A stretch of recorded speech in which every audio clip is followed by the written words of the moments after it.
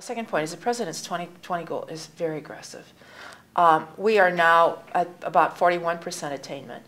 In order to be first in the world by 2020, we have to move that needle a lot, not just incrementally, but we have to move it logarithmically to over 60%. Because the nations who are in the top three, we're 16 now, but the nations who are in the top three are at 60%, 61%. And it's not so much that we gain the first place, but it's that we really gain a place of educational propelling for every person within the United States. And so in order to move that lever, community colleges are educating more and more of our students. We have 20 million students in higher education or in post-secondary education today. 7 million of them are in the community college system.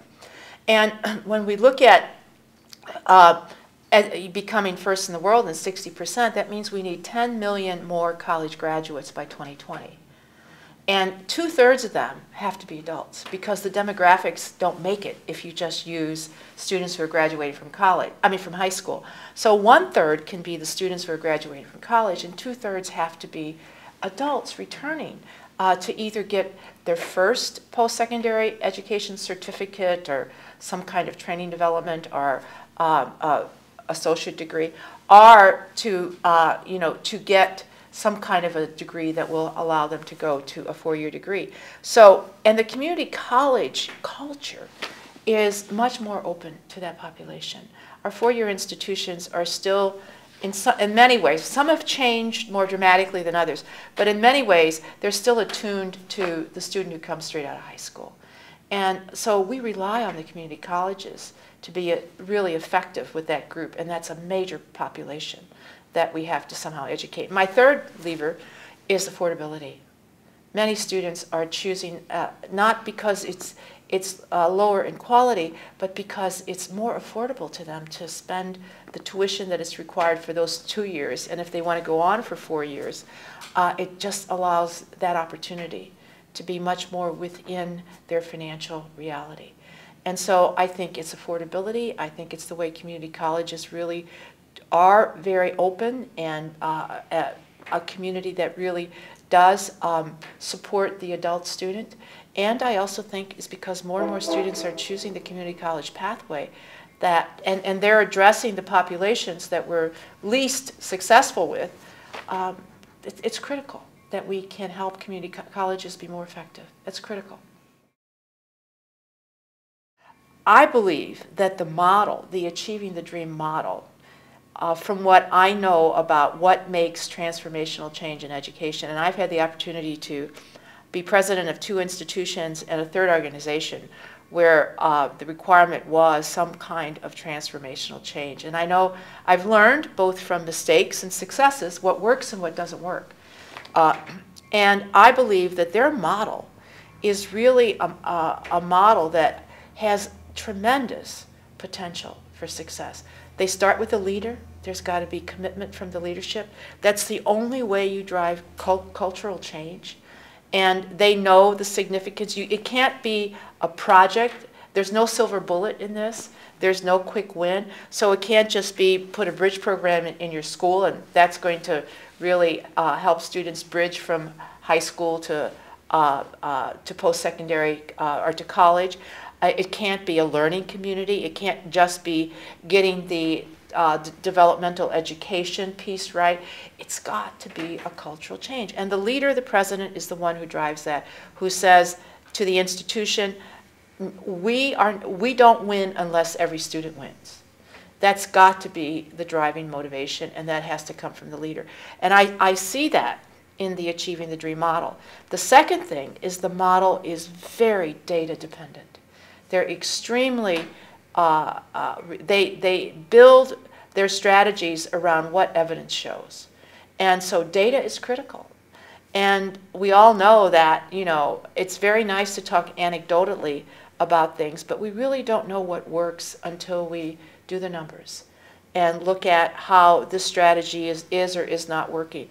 And so I think that their data element, they make data such a key element, is extremely vital and important. And the third thing that they do is they really build it around what's working for students. They make the student not necessarily, we in higher education have really relied on inputs as our place of assessment. If we're giving good inputs, if we give a good lecture, then everybody's learning. But we know that doesn't work. That doesn't work.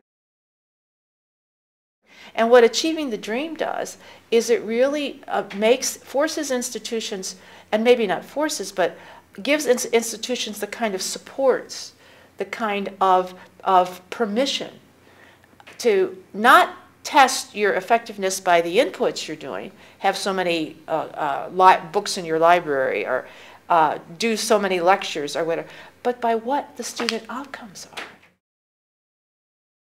You cannot tell me that there aren't ways in your institution to do things more efficiently, because I know there are. There are ways. And sometimes, those ways are hard to get buy-in. But, it's no longer become a choice. The choice is to make college affordable. And if we all don't in some way embrace that choice, then students will lose, our nation will lose, and our world will lose in the end. And we looked at bridge programs, at learning communities, at advising, coaching, and mentoring.